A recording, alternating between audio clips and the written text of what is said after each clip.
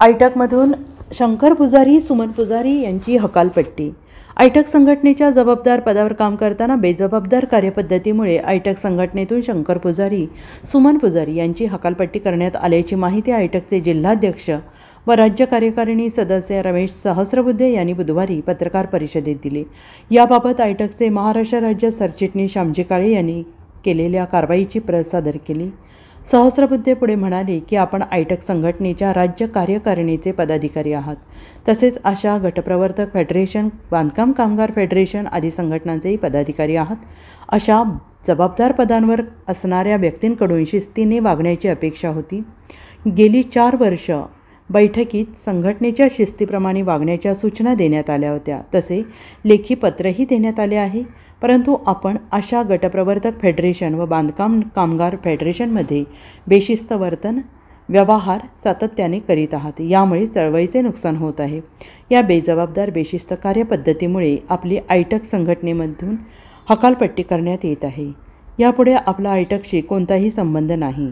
पुजारी यांनी यापुढे आयटक संघटनेच्या नावाचा वापर केल्यास आपल्या विरोधात कायदेशीर कार्यवाही करण्यात येईल, याची नोंद घ्यावी।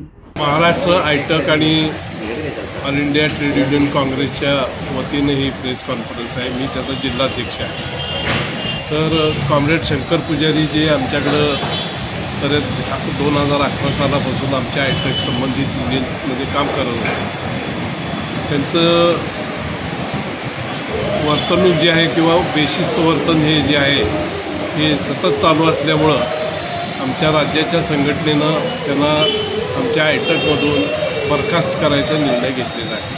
आणि तो निर्णय सर्वसामान्य कामगारांना किंवा लोकांना कळावा यासाठी आज आम्ही प्रेस कॉन्फरन्स घेतलेली आहे। बेशिस्त वर्तन म्हणजे जे लोकशाही पद्धतीनं संघटना चालली पाहिजे, कोणतीही संघटना, ते आयटक असू दे किंवा कुठली इंडिव्हिज्युअल युनियन असू दे, ती न चालवता एक तंत्रीप्रमाणे, एक कल्लीप्रमाणे ते संघटना चालवण्याचा त्यांचा प्रयत्न असतो।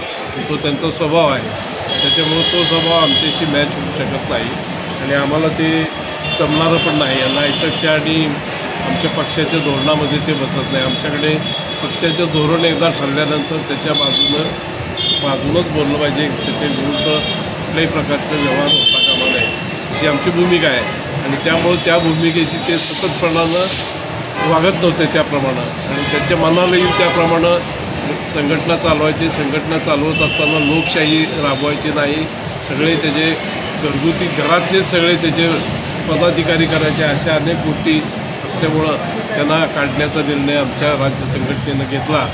त्याप्रमाणे तो 3 मार्चला आम्ही अंमलात आणलेला आहे। आणि आता त्याचा आयटकशी किंवा कम्युनिस्ट पक्षाची किंवा आमच्या कोणत्याही संघटनाची आता त्या कॉम्रेड शंकर पुजारी आणि सुमन पुजारी आणि अन्य कोण त्याचे पदाधिकारी असतील त्यांचा आता इथून पुढं कुठल्याही प्रकारचा संबंध राहिला नाही। आणि जयाउपर जर त्यांनी ते नाव वापरलं आयटक या संघटनेचं, तर त्यांच्यावर कायदेशीर कारवाई करण्याची तरतूद कायद्यामध्ये आहे, ती सुद्धा आम्ही वापरणार आहोत। Bureau report, SBN Marathi, Sangli.